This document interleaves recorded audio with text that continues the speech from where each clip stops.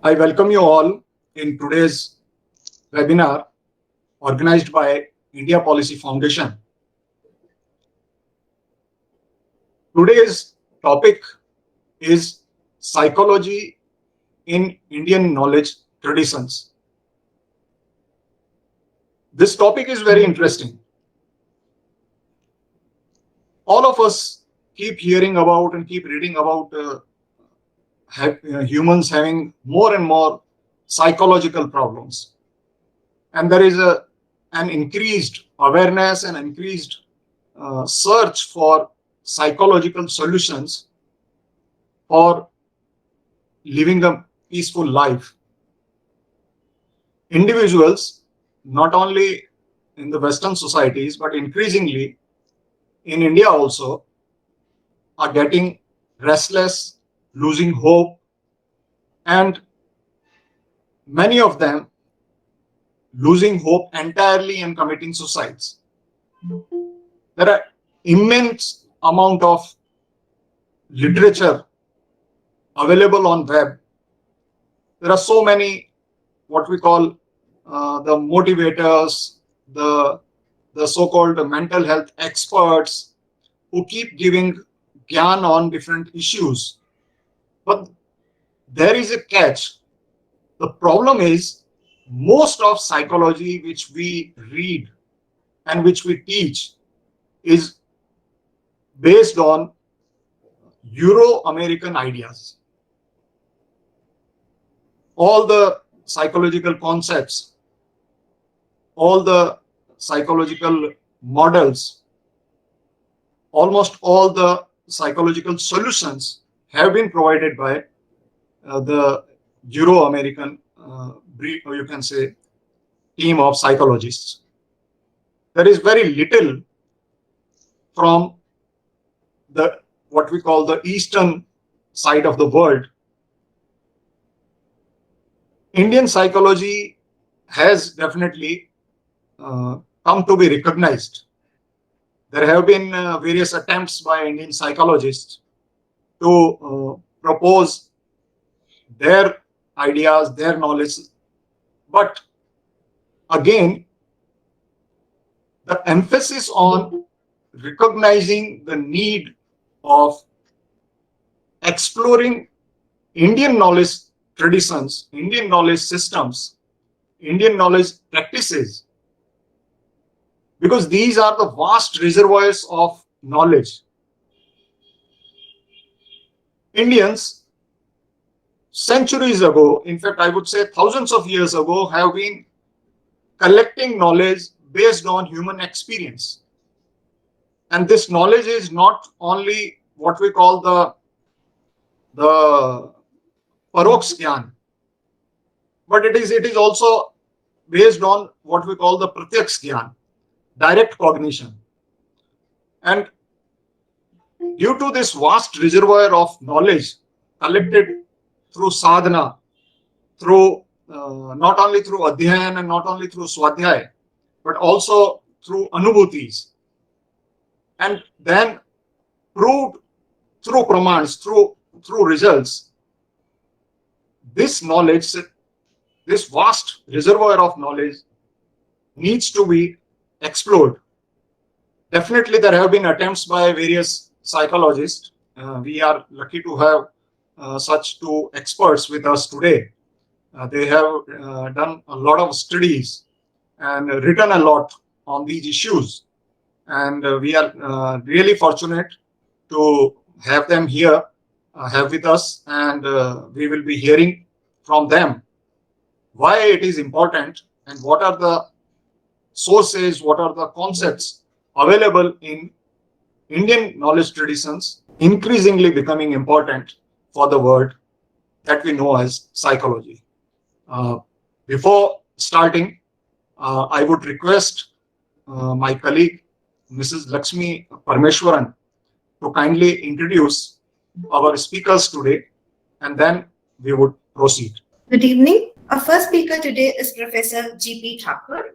Professor G.P. Thakur is an eminent psychologist admired greatly by fellow psychologists, including younger generation, for his academic contributions, pleasant personality, and positive attitude. Presently, he is honorary distinguished visiting professor in Avinashalingam University of Women at Coimbatore and as honorary director, Center for Advanced Research on Development and Change, New Delhi. He retired as professor from Mahatma Gandhi Kashi Vidyapeeth, Varanasi, where he handled various academic and administrative responsibilities. In more than 5 decades of his active role as a psychologist, Professor Thakur has published a large number of research papers in journals of national and international repute. Research monographs, chapters in books on personality, perception, psychology of aging, death, anxiety, mental health, depression, and sports psychology areas in addition to development of several psychometric tests for diagnostic use in clinical settings. He has traveled extensively to different parts of the world to exchange knowledge in the field of psychology. He has chaired and has also been a member of the search committees of vice chancellors of many universities. Professor G.P. Thakur is Chief Patron and Lifetime Achievement Awardee of the Indian Academy of Applied Psychology, Lifetime Achievement Awardee and Patron of Sports Psychology Association of India, Advisor, Asia Pacific, Sports Psychology Association, Fellow, Indian Academy of Applied Psychology, and Fellow, Indian School of Psychology Association. He was the first president of Indian Psychology Association. And next speaker is Dr. Kiran Kumar Salagame. Dr. Kiran Kumar is an alumnus of the University of Mysore. He completed master's degree in psychology in 1976 and obtained PhD in clinical psychology from NIMHANS, Bengaluru in 1981. He worked in the area of altered states of consciousness for his thesis. He joined as faculty in the University of Mysore in 1982 and retired as professor in September 2014. Integrating Indian psychological concepts to mainstream psychology is his focus. He has attempted this through his paper presentations in conference, seminars, and workshops, and his publications in journals and books. They are related to different topics: health and well-being, locus of control, meditation and yoga, positive psychology, self and identity, states of consciousness, social cognition, and transpersonal psychology, and others.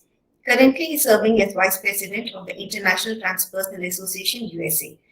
Thank you so much. We look forward to today's session. Professor Kiran Kumar, I put the subject to you. You introduce the subject, and then Professor Thakur will conclude, will summarize, will guide us on the subject. Since the topic is about psychology in Indian knowledge traditions, and you have written a lot, you have studied this subject in detail. So kindly introduce us and guide us. What are the roots of psychology in Indian philosophical thought and in our knowledge traditions? Over to you, sir, Professor Kiran Kumar. Thank you, Dr. Ratna. Professor Thakurji, and all the other participants of the webinar. So, at the outset,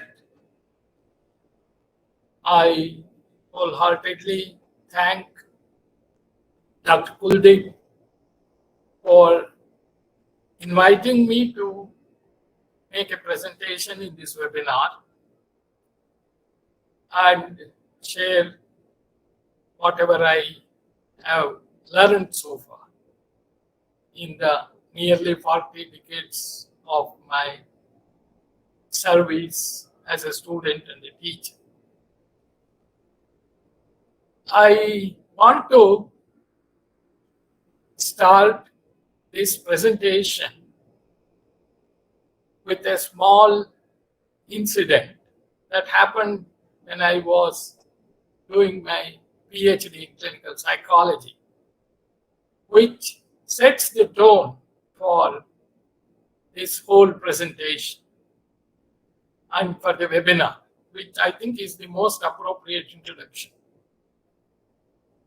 I was researching on a topic related to personality correlates and altered states of consciousness. And in the process, I was interviewing a number of sadhakas from different backgrounds, pursuing different paths, so to say, using my modern psychology questionnaires, which I was familiar with based on personality traits. Then one day when I went to meet a Vedantin and requested him to fill my questionnaires and help me in my research, he was very kind and obliged. He was a very senior person already. He said, please come and collect these questionnaires after 2 days. And promptly, I went to collect the questionnaires. He was very kind. He had filled all the questions, answered them. And then he asked me, because I was saying, he said, Kiran, will you tell me why do you define altered states of consciousness with reference to ordinary waking state? In all my young age novice, I said, sir, this is what modern psychology defines.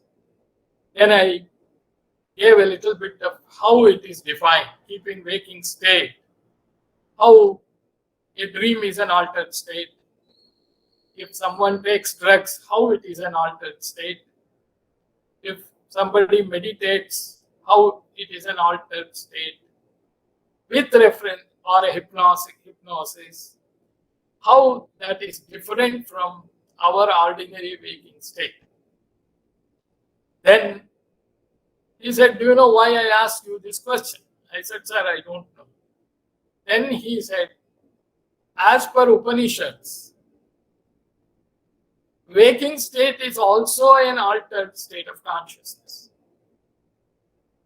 When he said that, for a minute, I was shocked because all the 5 years of psychology I had studied and something more which I had learned during my PhD appeared to be, developed on a shifting sand. Its foundation appeared very tenuous now because he is saying it is not really the real state of consciousness. Then after recovering from the initial shock, I asked him, sir, what is the state which is a reference state set in the Upanishads? Then he pointed out to me and said, it is called Turiya. In the Mandukya Upanishad, in the 7th shloka, there is a beautiful description of what Turiya is in a very brief manner. So I did not know, he did not tell me, he just said it is called Turiya. Turiya is the reference state. With reference to Turiya, everything is an altered state. Then I searched and I found this.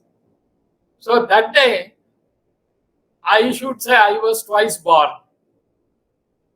In the sense that I realized modern psychology has a very limited perspective developed from the frame. I'm seeing so many frames here. I'm seeing Dr. Mattu, Dr. Thakur, Dr. Masar, like that. So waking state is such a frame from which we are seeing reality. Whereas there is a whole expanse, full screen, where everything can be seen. So that day, I realized there is something deeper, something very, very rich information in our tradition. And that was the first time, though I was aware of yoga or Upanishad, I had no clear, specific, clarity. I started looking at Indian tradition and the psychological dimension or psychological insights present in them. So this is the initiation to Indian psychology as far as I am concerned. So, do we have a psychology in the Indian knowledge traditions? Then, the answer is simultaneously yes and no. No, because we don't have any codification of psychological knowledge. If we define psychology as many textbooks define, as the scientific study of mental activities or functions and behavior, there is no focused study about mental functions and behavior as a branch like Arthashastra or Rajaniti or Bharatiya Kavya Mimamsa, which is related to aesthetics, or Panini's grammar and linguistics. Like that, we have many branches of knowledge, but then there was no Manashastra as a codified branch of knowledge. But as Professor S.K. Ramchandra Rao, who wrote a book, Development of Indian Psychological Thought, in 1962 says, there was a lot of psychologizing. So our rishis, our thinkers, our yogis, our muni, they have done a lot of discussion about nature of mind, nature, its activities, its various functions, etc. But they have done it in different contexts. We can find psychological material starting from Kama Sutra and ending with Yoga Sutra. That is the scope of in what we call Indian psychology. We can find them in Ayurveda, we can find them in Mahabharata, we can find them in Ramayana. We can find the psychological insights mentioned, discussed in various contexts, including, of course, Upanishads and Yoga Sutra. So, in a brief way, if we ask what is Indian psychology, we have this Indian psychology in these things.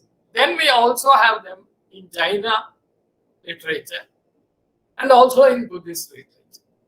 So all these insights, they were started being brought together and in single place, which were made back in 1900 itself. As far as my research goes, Swami Vivekananda, in his talks on Vedanta and yoga in California, he specifically distinguished between Indian psychology and Western psychology. He used the term Indian psychology and he characterizes it. And then in 1914, Mrs. Rice Davids wrote a book called Buddhist Psychology. Then, of course, Aurobindo in his essays on education speaks about Indian psychology. Then in 1933, Professor Jadunath Sinha from Calcutta University, who was a philosophy professor as well, aware of psychology, he submitted his PhD thesis on perception from the Indian perspective. Later, he published as Indian Psychology Cognition. And then he wrote another volume called Indian Psychology, Emotion and Will. Then he wrote Indian Epistemology. So we have 3 volumes of Indian psychology given by Jadunath Sinha. Then, of course, Swami Abhedananda wrote a book on Hindu psychology, relevance of Hindu psychology for mental health. Then Mohanlal Mehta wrote a book called Jaina Psychology in 1955. So like that, in the 1900 to 1960, 1970, many people, scholars of Indian tradition, wrote books on Indian psychology. And there were also attempts to introduce this as a paper at the master's or the bachelor's level, but by 1980, people felt it is not gelling with empirical modern psychology, so those courses were closed. But again, in 2000 and onwards, we have a number of books coming Professor K. Ramakrishna Rao, who recently passed away on November 9th, he, along with Professor Anand Paranjape and A.K. Dalal, published a book called Handbook of Indian Psychology. Cornelison, Mishra, and Sunit Verma published books on foundations of Indian psychology. Recently, Rao and Paranjape's book came in 2019 on psychology in the Indian tradition, and there are many books like that. So we see that there are quite a lot of work happening in the new millennium. So that is briefly what modern psychology, Indian psychology has developed.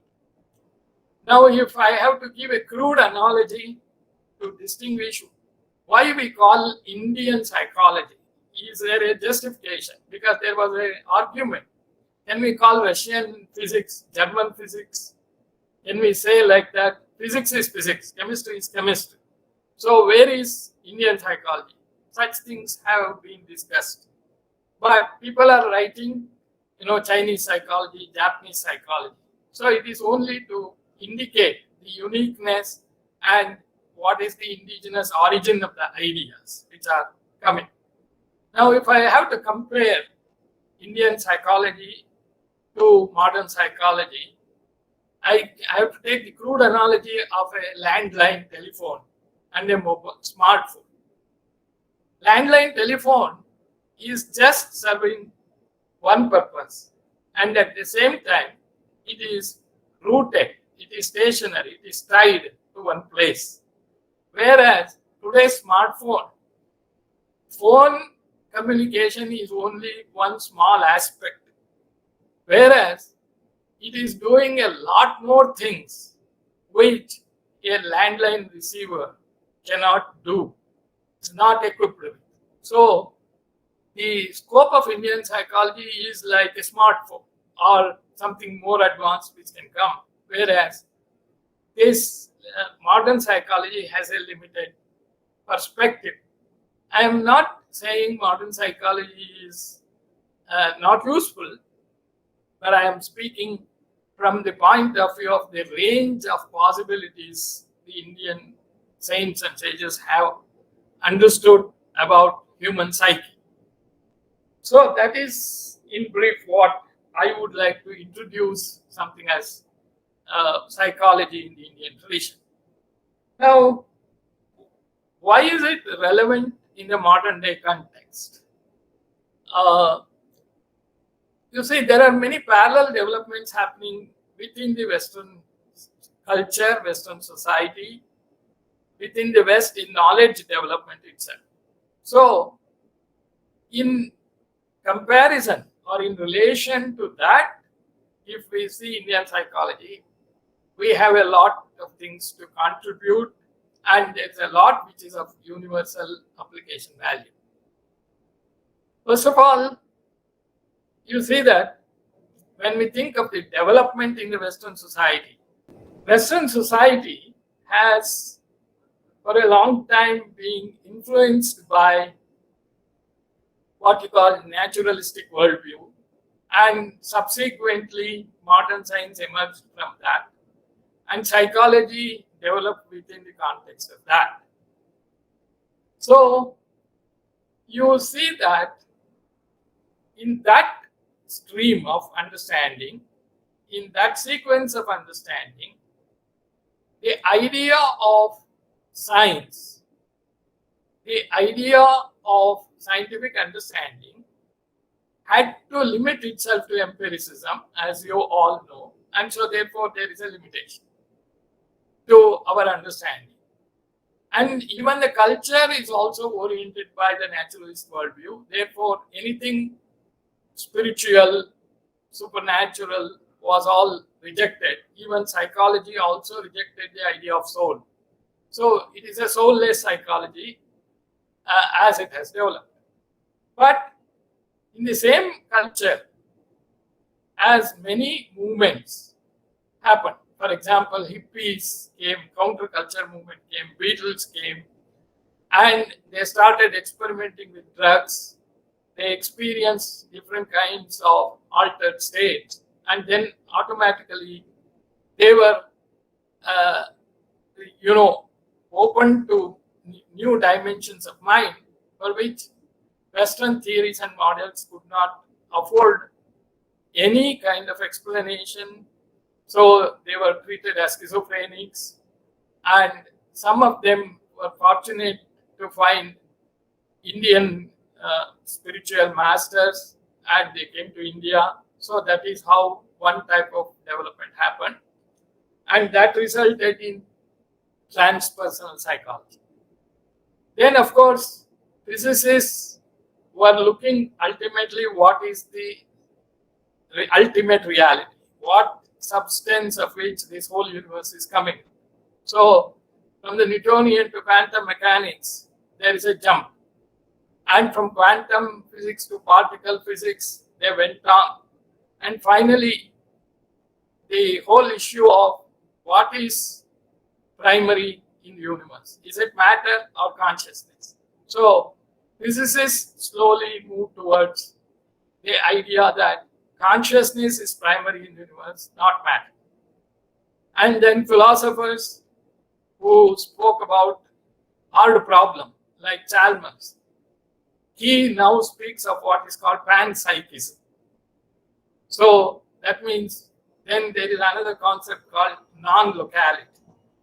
So when you consider all these developments happening, the Western physicists, Western neurologists, Western biologists, cosmologists, they have all started trying to understand Upanishads, yoga, Kashmiri Psychism. I want to just share briefly that in 2015, I attended a conference called Science and Non-Duality.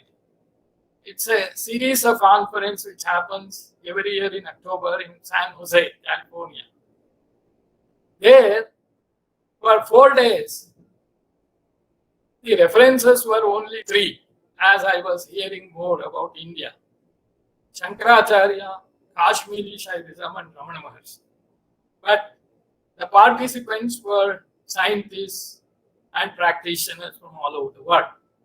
So this is another direction from which Indian thinking is becoming relevant. Then, of course, psychologists all over the world have realized that even including modern scientific psychology is governed by certain cultural worldviews. As all of you are familiar, each culture, each society has its own worldview, so which defines how we think and how we act, what we believe, what we don't believe, what exists, what does not exist, how to obtain valid knowledge, what is the theory of being, and all these things. So therefore, in that background, you see that cultural psychology, indigenous psychology, social constructionism, and such new developments have taken place in the West.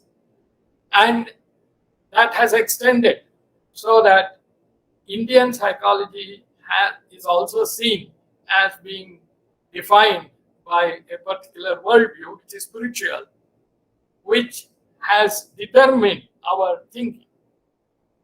Then recently in 2000, a new field came called positive psychology.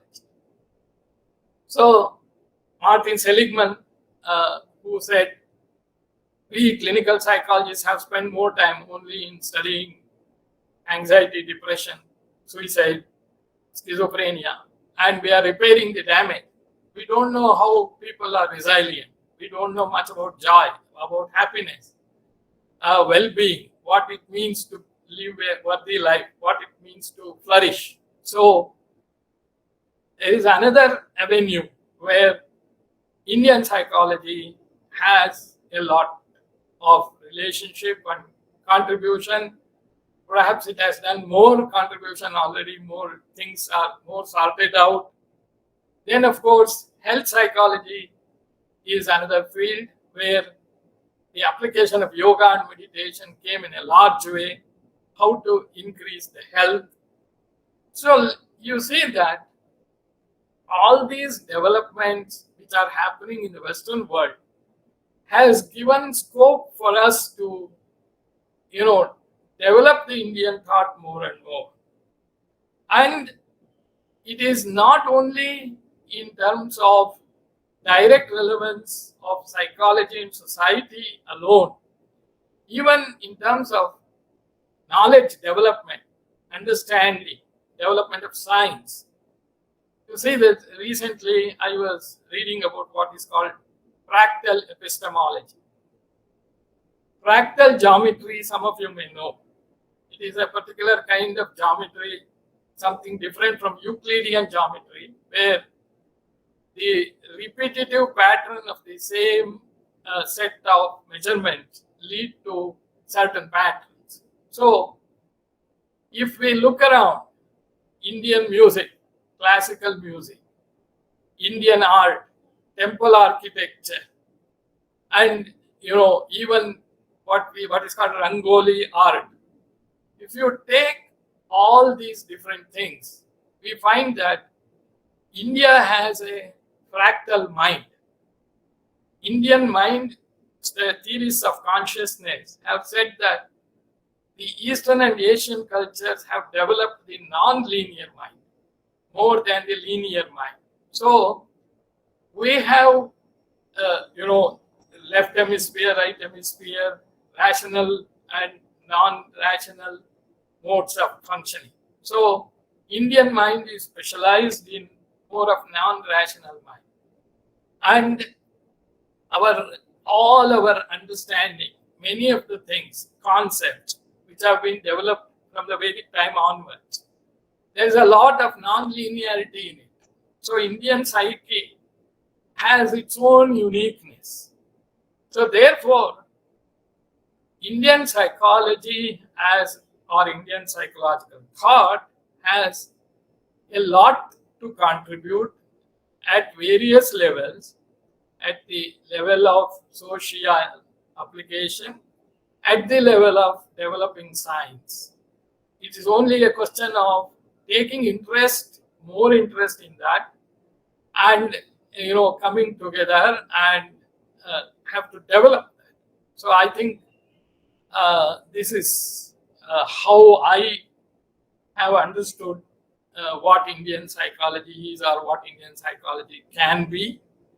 So I presume my time of about 30 to 40 minutes has come to an end.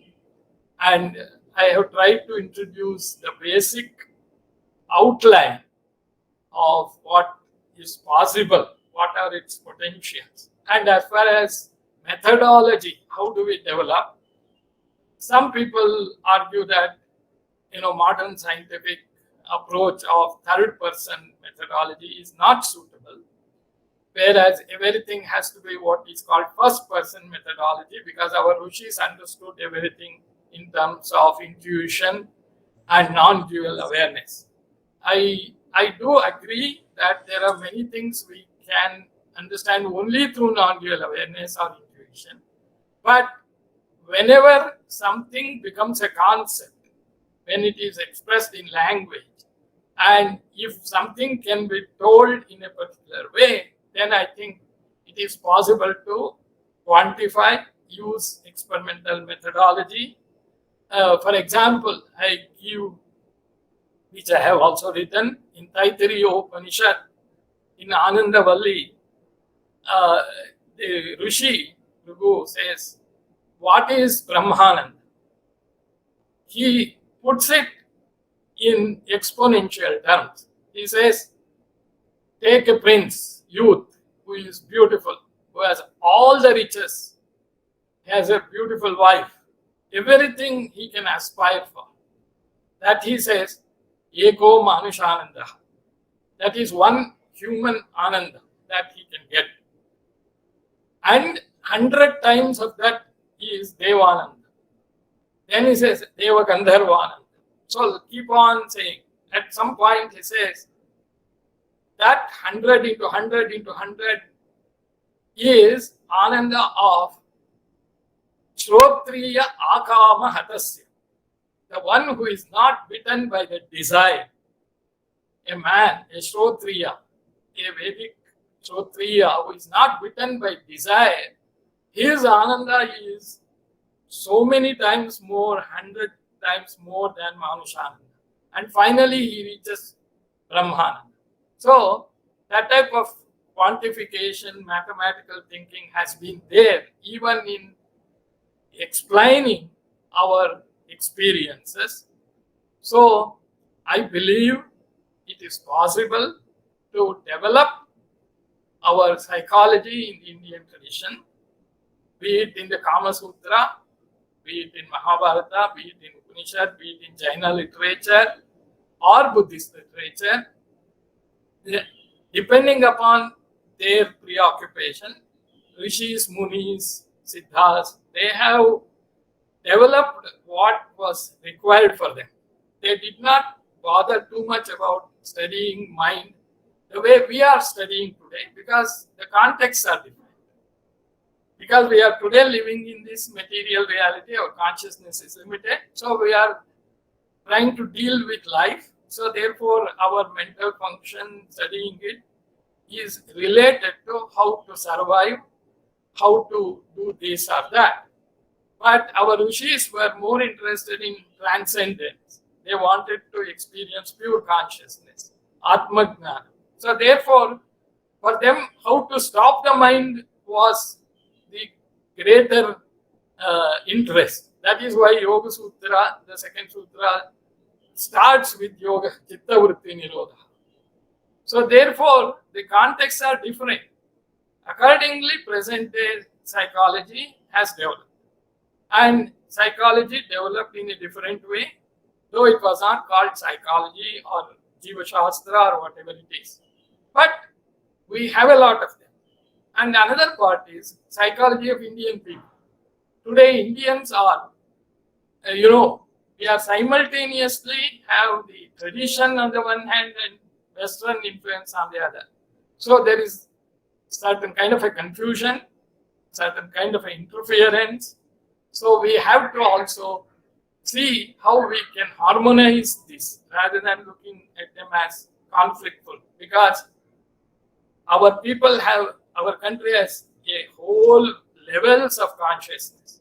We have the tribal consciousness on the one hand, and we have the Satchitananda understanding at another pole. So we can find all levels and degrees of awareness, and we have to try to match the levels and develop this.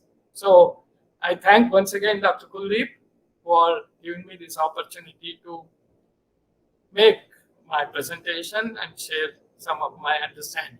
Thank you to all of you. Thank you, Professor Kumar sir. Thank you very much for highlighting the importance of Indian psychology and also emphasizing the need to study and to explore the ideas of Indian psychology. I also welcome Professor Girishwar Mishra ji, who has done a lot of work on Indian psychology and who is considered an expert. Definitely we would have another webinar, because this is what I have been a student of psychology, and I am very keen to take this issue forward, take this subject forward. And I also practice Kundalini Yoga, and I also have experienced certain things which I think need to be taken forward and given scientific, because those can be tested in you can say whatever psychological test we have, the impact of those practices. And that's why in seeing the unrest in the world and seeing the unrest in the Western world particularly, and how Indians are also getting afflicted by borrowing those ailments, borrowing those lifestyles and practices, definitely there is a huge need and huge demand for our spiritual knowledge and whatever is covered. And you can say, as you rightly mentioned, that our rishis experimented on themselves, and then they postulated those concepts, and then they wrote the scriptures. So and we all know about what Paravidya is and what Aparavidya is. Yeah. There is a lot. Western psychology is focusing more on buddhi, whereas our knowledge systems focus on more on chitta and man and manas. Yeah. So there is a huge, you can say, scope for the humanity to understand and to learn from Indian knowledge traditions. Now I request Professor G.P. Thakur sir to take this subject ahead and kindly guide us about this topic. And thereafter, after a presentation by Professor Thakur, we will have a brief question and answer session. And again, I request all of you to please be interested in this subject, because we have to take this subject forward, because psychology is now becoming very important for the humanity, and whatever West has given us is definitely not helping, because it is more West has an approach of analysis and what we call deductive reasoning, whereas Indian system is more on holistic, viewing things holistically. So, Professor Thakur sir, please start, and we will have more webinars or more issues, more seminars on this topic. And definitely Professor Mishra is here, and we will take his help also. Sir, Thakur sir. Thank you very much. Just now, Professor Kiran Kumar, wonderful, very exhaustive from different angles, citing all the evidences. He has already submitted, whatever is available in the Indian thought, Indian knowledge, that he has very well presented over here. And one good aspect is, Professor Girishwar Mishra is there.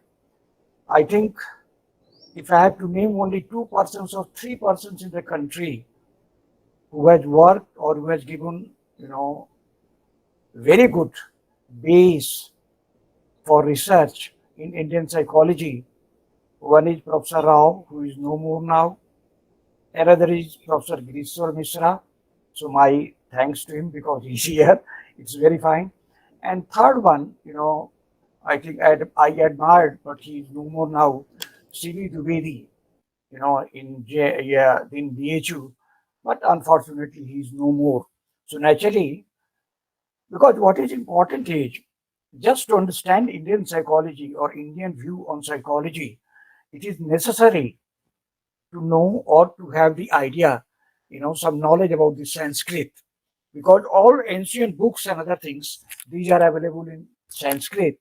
And unless and until one is familiar with that language, it is difficult to understand what is basic over there. But I take something, a different term. Actually, no doubt about it, that Indian tradition, knowledge tradition has a long base, right, thousand and thousand years old.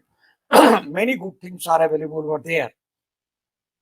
Even then, why this psychology, what we say, which has developed in the Western world and we have borrowed it for many years, it could not develop in our Indian culture or in Indian tradition? The answer would be only one, that for 100 years we have been under the influence of either Mughals, then again the Britishers. So naturally we didn't get an opportunity to know, or we didn't get an opportunity to learn a lot about the Indian, the knowledge tradition. What is there in Upanishad or Gita or any other, such books over there? I think, to my mind, it comes the region.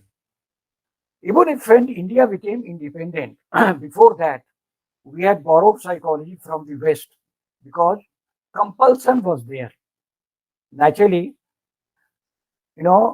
psychology, if it is not scientific in nature, when I say scientific, this means verification possibility should be there. So there should be a model or paradigm or some theory. And then again, the verification is possible under the similar circumstances. If this is not possible, then Western world or nowhere in the world, nobody is going to accept it. But when in late 50s, I think second half of 19th century, when the psychology, whatever we say scientific psychology today, around 1850 or something, there was something which started the individual difference. We all know about it. Before that, everybody understood. Everybody had the same kind of character, same kind of temperament, same kind of behavior.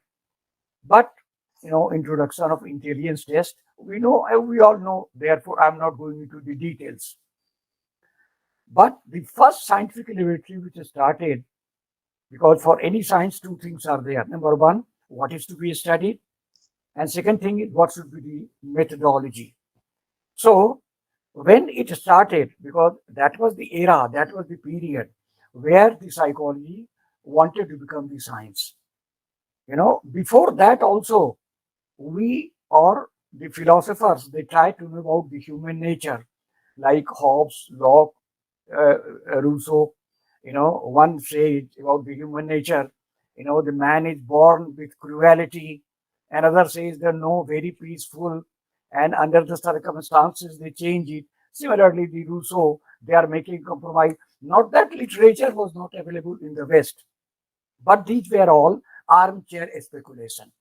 Therefore, not accepted by the scientific society. But whatever they derived, first the first laboratory started, that we know.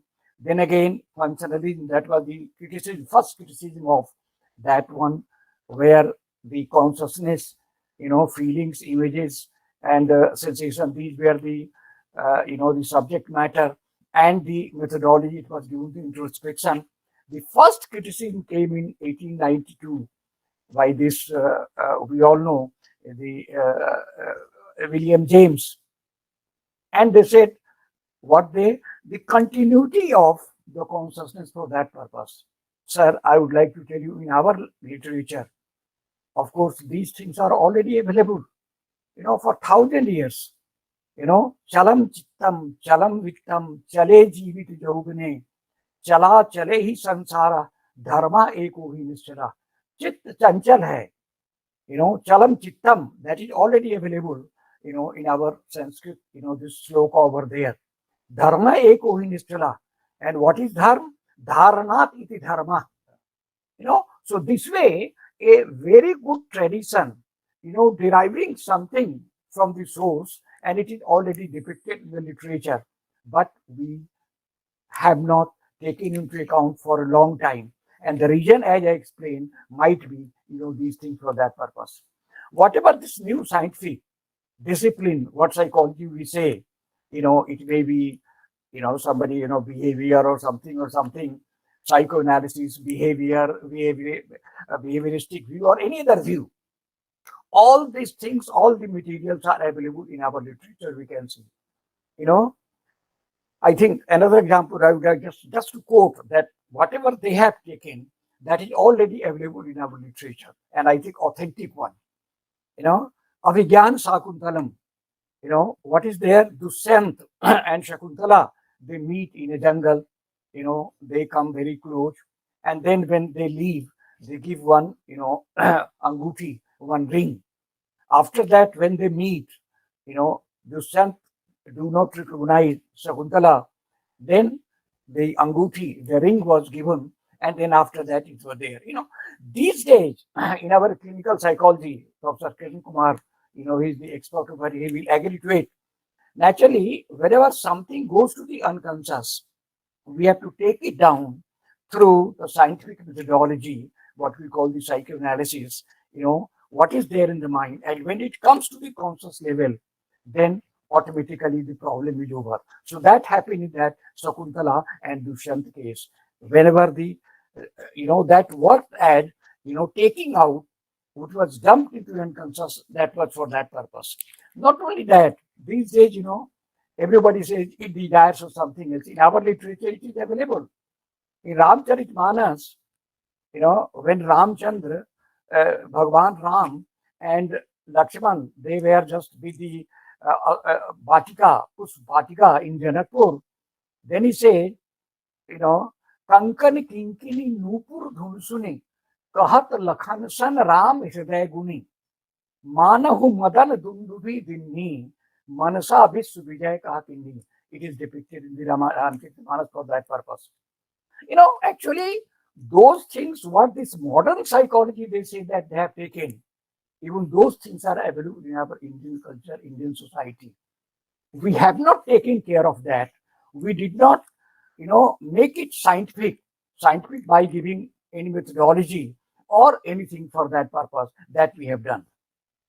Now, everybody, of course, Professor Kiran Kumar is there, and we all know that psychology has one advantage. The advantage is, the intervention. It is not with sociology. Sociologists, they also study the same thing what psychologists. They study from the group angle. They study from the, religious angle. But psychologists, we study from the individual angle for that purpose. So, intervention is the speciality of psychology. And that intervention, we have plenty things available in our literature. In Ramcharitmanas, in Ayodhya Kand, in the beginning, Prasannatam Yana Gatabhiseka in Stuti, Prasannatam Yana Gatabhiseka, Tathan Mlane Banavas Dukata, Mukam Bujasri Raghunandanas me Sadastu Sa Manju Mangal Pada. Okay? Tathan Mlane Banavas Dukta. This point is to be noted over there. So naturally, we could have done it, we could have taken care of it, but we have not. That is the case. Second, from this intervention angle, those who are in clinical psychology, I think Professor Kiran Kumar and other people, and we all are aware that most of the problems which do crop up during, the middle age or even the young age or even afterwards, they have the root cause in the childhood experience of some traumatic experience. So naturally, we have to dig that traumatic experience, and unless and until those traumatic experience is not explained, cognitively restructured, the problem does not go. Therefore, what is required is, in our literature, it is available. These days we are all talking of parenting. Parenting, everybody says, but somebody asks, what is ideal parenting? Nobody can answer. Of course, we can say this should be done, that should be done, that should be done. But point wise, what is to be done? Exactly what should be followed? Because when good parenting takes place, that is up to adolescent period, if proper care is taken, then there will be minimum problem of any kind of adjustment, even in the young age or even afterwards in human being. This is very much clear in psychology. But nobody can say. But in our literature, Laliyet Panchavarsani, 10 Varsani Tadhet, Prapte tu Khodke Barke Putram Mitram Vadachare. Love your child as much as you can for 5 years. Then another 10 years, you just socialize them. And the moment they attain the age 16 years, then you treat them like a friend. When we say friend, it is not like Facebook friend. Friend means naturally you be his real, the well-wisher. You guide him what is to be done, what he or she should do, or what he or she need not do it. Then it is a good friendship. With two friends, they cannot give the wrong direction for that purpose. So, what is required here? Of course, there is a clear cut 5 years. Of course, 5 years love is there. I am not taking much time. I could have explained that even the 5 years period, everybody wants to love the child, but they don't love it. At the stage of development, when negativity takes place or the temper tantrum starts, I have seen, because I have seen the cases, many cases. Professor Girishwar Mishra always says me, you write it down. But I say, I'm not that capable of writing it down. That's why. But these things are, they are not taking good care. So all those who are opposing the authority, they have the root cause with the improper management of negativism at that stage, or the temper tantrum at the developmental stage. If this is taken care of, that can be, very well. But in our literature, he said, Lalet Panchavarsani. Then another, and then after that, 16 years, that thing is there. What I wanted to say by all these examples that we do have many things, but unfortunately or fortunately, even before independence or even after independence, for many years, we did not do it. Another branch, what is parapsychology, of course, Professor Ramchandra Rao and one Pasricha from Nimhans, they have done, good work. I have read one book, 16 cases of reincarnation of this Stevenson. Of course, long ago it was published in 1964 or something. Very well conducted study. 17 cases of reincarnation. Number one is, all the cases were of the Asian countries. Number two is, well conducted, the interviews of those people where incarnation was seen over there. And in conclusion, only one thing was there, all the cases of reported incarnation was the cases of accidental death. Such type of studies we need it. We have good treasure. Everything is there. But unfortunately, nobody knows these days, this Shravan Kumar. Why? The reason is, उसको हम पढ़ाते नहीं हैं. Just you have taken out from the syllabus. I'm not saying, what is right or what is wrong. But if we have to love, the Indian tradition, if we have to study the Indian tradition, if we have to enrich ourselves with the Indian tradition, then we have to take care of all these, the books and other things. And at one stage of life, such things we have to go through. That is very important. And if we cannot do it, one line I would like to say, of course, Professor Kiran Kumar very well illustrated everything. Any writing cannot be without psychology, because psychology takes into account the mind of the individual, that's say consciousness, mind, or whatever say. And because, mind can be read through the behavior, therefore behavior is, and many other things are said. But how a people can develop in a good way, how a people can achieve whatever is achievable, these things are, whenever written by the individual, it is all, the psychology. So any writing cannot be without psychology. And since we have very rich writings in our Indian year, but unfortunately, me also, I can confess that I do not have much language of Sanskrit, much understanding of Sanskrit. Therefore, I also did not read many things for that purpose. And I think that the new generation should take care of it. And there should be some care just to bring this psychological knowledge at the world's field. And how it can be done? Naturally, it should be taken care of, sattvic, tamasic, food, and the probability, different types of personality. Many things are there. I'm not going into details. Those things have to be, first of all, studied very carefully. Then, on the basis of, good researches or repeated researches, some paradigm, some theory, something that should be there. And it should be tested, verifiable, and then it should be put to the Western world. They will follow us and they will take care of it. This is the knowledge. This is what we can understand about the what is required at present times for this psychology in our Indian tradition. Thank you very much. Thanks a lot. Thank you, sir. Thank you very much, Professor Thakur, sir, for guiding us and giving examples from Indian knowledge traditions and from our scriptures about the instances where psychology is very much visible, psychological knowledge, psychological principles. And as when you were speaking, I was also thinking about Hanumanji. And when Hanumanji forgets about his strength, and Jambanji reminds him. So that is a best example of, you can say, reaching the unconscious. And also you were talking about childhood experiences, and also so we have plenty of examples, even Abhimanyu getting the knowledge in the womb, and many people carrying on with the karma and the sanskar of previous lives.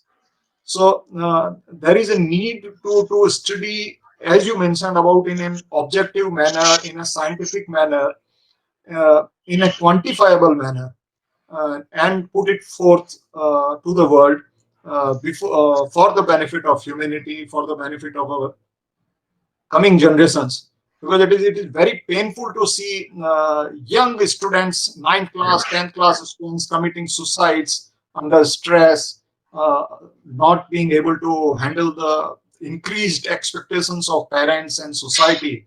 This is very painful, because human life is much more than making some materialistic advancement, and there is too much of pressure on our younger lot to achieve something materialistically. But life is much more human. Uh, you can say experience is much more, and human contribution is much more than just uh, talking in terms of some money or some post or some positions or some package. It was great to have this session, and we have highly esteemed people in the audience also. Professor Chandrabhushan Sharma, Professor Rajveer Sharma. We are having Professor Girishwar Mishra ji. We also have Professor Ramesh from IIM Bangalore, and we have Sri Saji Narayan ji, who is BMS Bharatiya Mazdoor Sangh leader, national president. He has been national president of Bharatiya Mazdoor Sangh, and a great thinker. And also my Professor Jyoti Karan Shukla from Rajasthan, Professor Hemant Sharma, Sri Kantpal ji, and plenty of Rajveer Sharma ji from Delhi University, Political Science and presently Indian Institute of Advanced Study, Mehra ji, Medhiratta ji, Professor Sushant Mishra from JNU, Vijay Shrotwiya ji. There are such an eminent gathering we have, and good to see all of them taking interest in this subject. And there is a lot of talk about technological advancements. There is a lot of talk about infrastructure building and all that. But as we experience, uh, without having a peaceful mind, all materialistic advancement will mean nothing. And for that, psychology, and particularly Indian psychology, will play a very critical role. So we have some hands being raised, and a question also. I'll take the first question by Sanjay Kumar ji. What are the 5 major methodological differences in Indian and modern Western psychology? He has asked about methodical differences in Indian and modern Western psychology. Then there are hands being raised. So we will take those questions also. We will ask them to ask questions. So, sir, who would like to answer this about methodical differences? Yeah, Professor Kiran Kumar ji? Ji. voice. See, first of all, when we consider the methodology, uh, yeah, I don't know the intention of the questioner in asking 5 methodological. No, I don't. so I know. This is, that cannot no. be. Yes, sir. Yeah, no. I don't know the intention, but what I would like to say is, when you consider the Western methodological tradition as a whole, particularly when empiricism took greater roots, science became more limited in its methodology. The question of observer-observed difference, the question of measurement, and the assumption behind that anything which has anything which exists should be available for our panchendriyas, and they should be quantifiable. So this we know as empiricism, strictly speaking. And the question of verification, repetition of the experiment, etc., is only another extension of the same. And the rational thinking was supposed to support the empirical data to arrive at proper conclusion. So we can say that when it comes to Western science as a whole, you see, they are based on these two fundamental aspects. Another thing is a distinction made in philosophy between context of discovery and context of justification. For example, Kekulé's benzene ring. He had a dream where he saw snakes coming together and coiling in particular way, which gave him an insight about what may be the structure of the benzene ring. So now the dream or intuition of Newton when the apple fell on his head are all considered intuition. They are the context of discovery. But all intuitions do not necessarily lead to formulation of certain principles and laws. Therefore, the question of justification came. When the question of justification came, all the methodological rigor, procedure, everything comes. So these are some of the important features of the Western methodology. But in the Indian tradition, when you take the Vedic tradition, Jaina and Buddhist tradition, you see that the Vedic tradition has kept transcendence or transcendent reality as fundamental. And therefore, the Vedic and Upanishadic view is transcendental is always transcendental. It always remains beyond any kind of conceptualization. So therefore, leaving that apart, when somebody has an experience and comes back, how we communicate it, how we justify it, how we systematize it, how we codify it, as many of the this illustrious audience who are all very knowledgeable people, we know what is called Pramaan. And Indian tradition has recognized many Pramanas, whereas Vedanta recognizes 6 Pramana. The other traditions recognize a certain number, in different ways. So what happens is Pratyaksha and Anumana, observation and inference are the 2 primary Pramanas of the Western tradition. But the Indian tradition goes beyond Pratyaksha and Anumana to speak about, metaphor, the analogy, then Aptavakya. Veda itself is considered Pramana by itself. Then, like these different things are taken. Now, are they wrong in taking them as what we call Pramana? Not necessarily. Even in modern science, every sentence, suppose you see a scientific journal, if article is 1.5 page, there will be 3-page references, numbered or listed by author name, depending upon the style. So that is called Aptavakya, authority. So and so has found this. So you put the name or number. So now analogical and metaphorical way of convincing an argument or giving illustration is very characteristic of the Indian mind itself, which are considered also as Pramana, but when in science, strictly speaking, they are not taken as Pramana.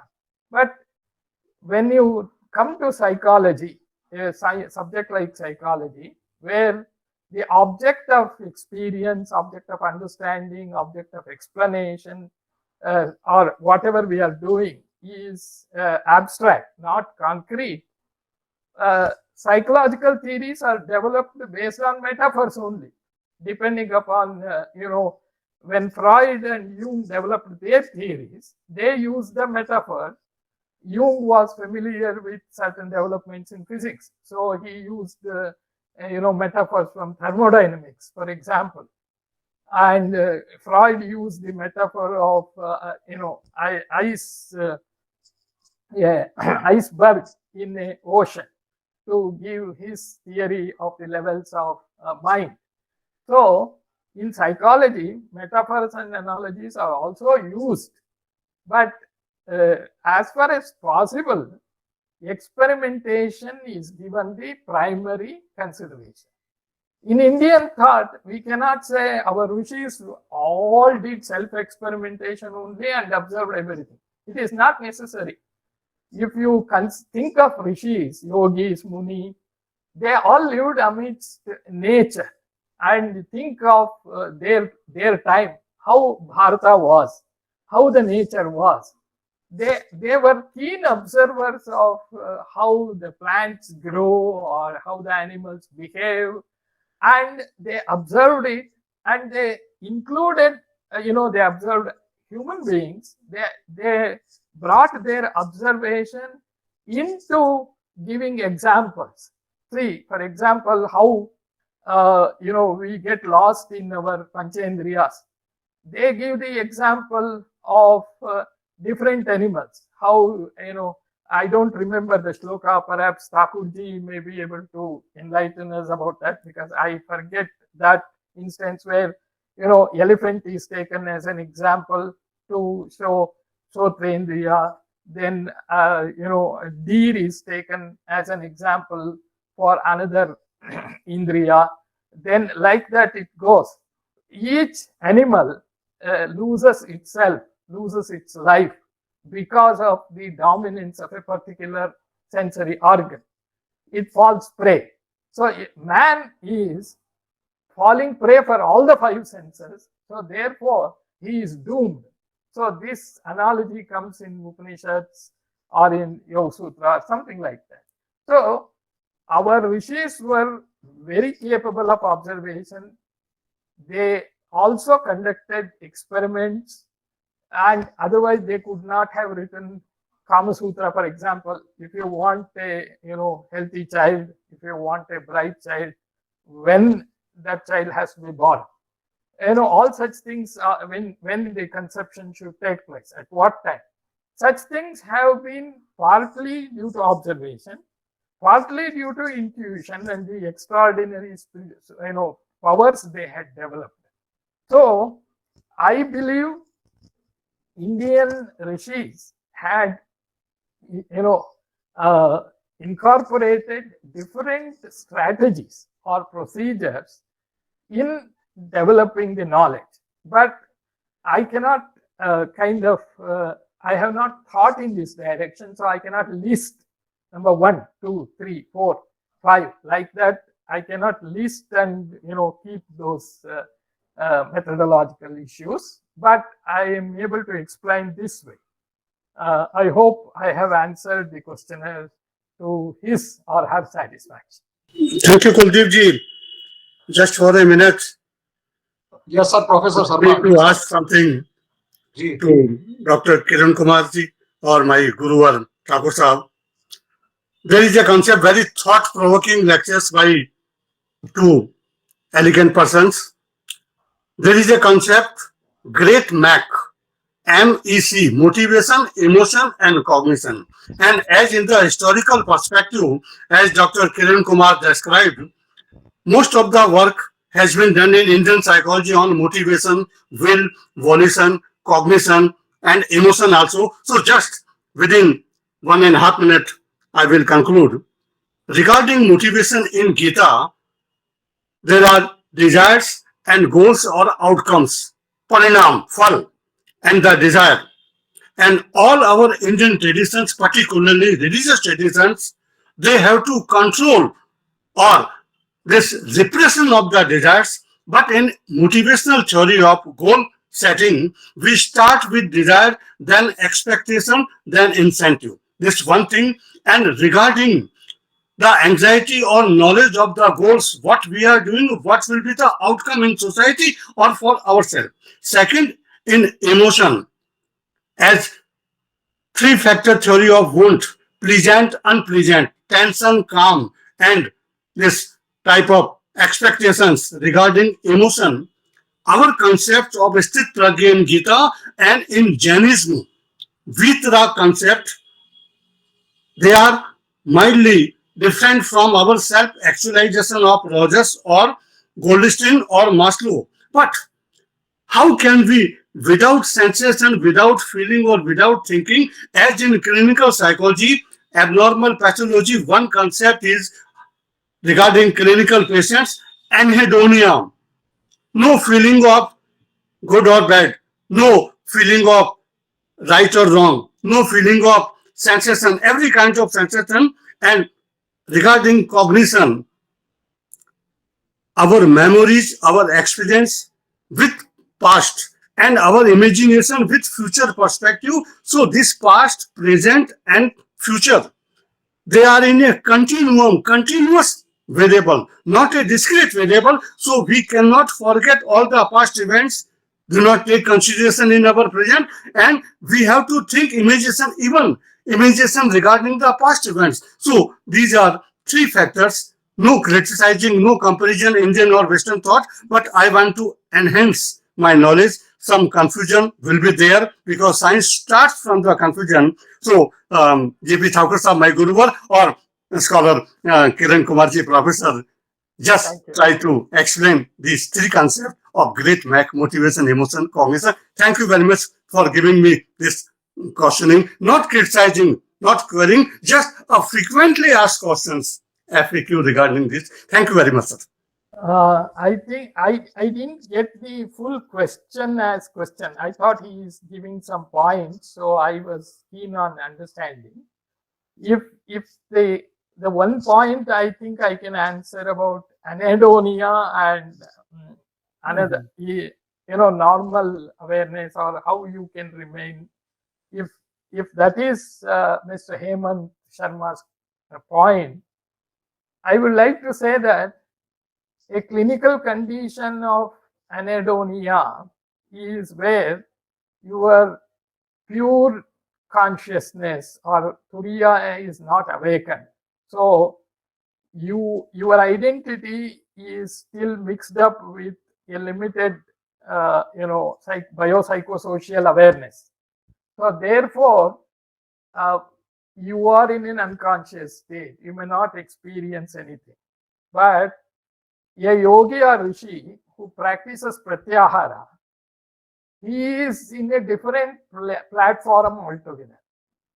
He is aware. He is established in awareness. Or you are moving towards establishing yourself in a different platform of awareness, in which case you have only switched off your sensation. It is like putting our laptop or computer on a sleep mode. Putting our laptop on a sleep mode is a conscious thing, whereas the laptop switching, going off because the battery is completely down, is a different thing. So anhedonia is a condition where, because of a systemic failure, that can happen. Whereas pratyahara in yoga, or a rishi's wanting to stop his sensory function, is a conscious process because he is in a different level of awareness. So this one point I am able to answer. The other thing I didn't get it fully clearly, so Thakurji will be able to answer. Actually, he made an observation of that, the motivation, emotion, other things. Yeah. So that was not a question. Even this one also. Yeah, okay. Observation. Okay, fine. Added. Yeah. We have a few questions and few hands being raised. Dr. Jyoti Kiran, आप पूछना चाहती थी question? Yeah, first of all, I'm attending this conference from USA. So it's excellent to hear some of the very thought-provoking idea. Being an economist and being exposed to the grammar, economic grammar of the Western world, I would very much relate to the observation made by Kiran Kumarji. Yes, we do not have a proper format, a proper grammar, or a proper language to interpret Indian school of thought, Indian understanding, Indian knowledge in the Western paradigm. So, my Yeah. congratulations for that. However, my question Thank is you. to both these scholars. Now, being here in the post COVID era from last several months, I understand that two techniques are being, and my reservation is that limitation is that I'm not a psychologist, but two techniques are being used. The first is the mindfulness, and the second is the cognitive behavior technique. These are two techniques that are being used here to deal with so-called ailments, post-COVID ailments like stress, depression, and other areas. How do we relate and interpret them in the Indian school of thought, or in the Indian psychology understanding? That was my query. Do we have any techniques like that? And do we have any evidence of any such things? And if so, how are we using it? What you have already mentioned, madam, I think these are being extensively used in the field of clinical psychology for any kind of, what we know, the cognitive restructuring and other things. Your question was perhaps, is there anything in Indian side or something of that sort? Then again, I would like to mention one quote. I think you are from India, so you may like it. What we are doing in cognitive restructuring age, just we first of all understand the baseline of the problem. What is that problem? And then we take a decision how much level we have to take up so that the intervention is planned accordingly just to reach that level, just to reach that goal. And while doing a step by step in cognitive restructuring, what we exactly do is that we change the mode also of any kind of, the imparting any kind of intervention to that step. I give you one example again.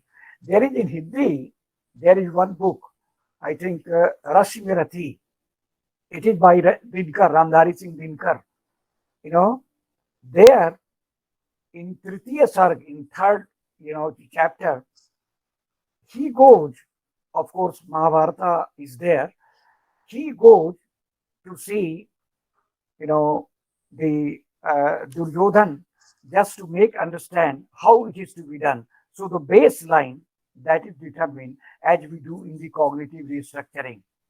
Then he goes and says, of course, the baseline, दो न्याय अगर तो आधा दो, फिर भी इसमें यदि बाधा हो, तो दे दो केवल 5 ग्राम, रखो अपनी धरती तमाम, हम वही खुशी से खाएंगे, परिजन पर असीन उठाएंगे.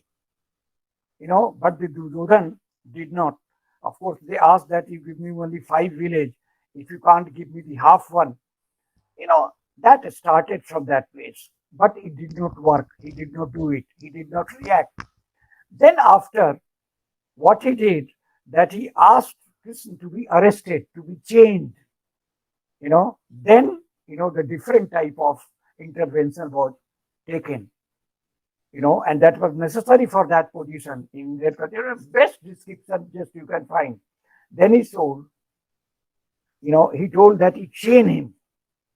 Then the answer is, तू मुझे बांधने आया है, जंजीर बरी क्या लाया है, यदि मुझे बांधने चाहे मन, पहले तो बांध अनंत गगन, सूने को साध न सकता है, वह मुझे बांध कब सकता है. That was the reality that was given, by Bhagavan Krishna to this Duryodhan for that. And then again, one step further, because the stage was, final stage, he was not going to yield to the proposal what he had taken from Pandava to this Kaurava for that purpose.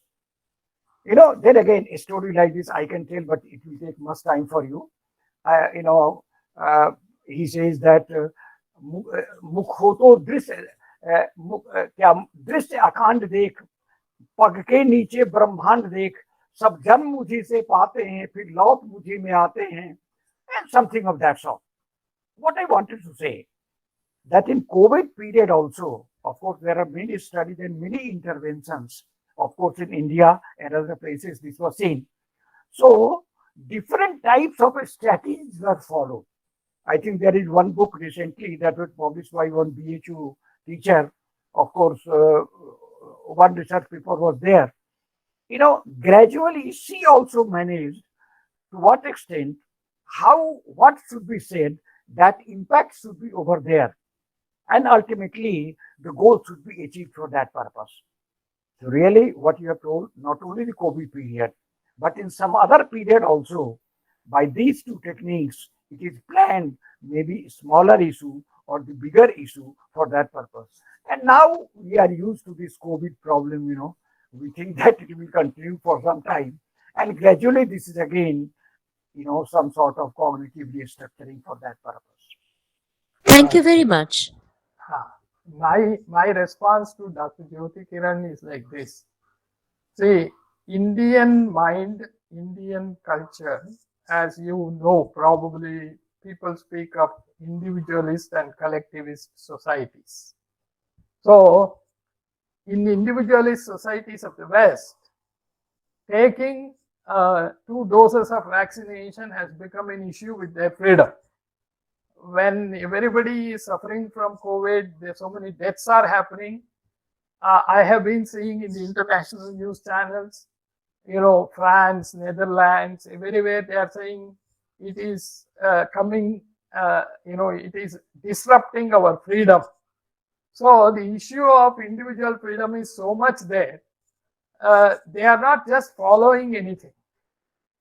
On the other hand, in India, it is not like that.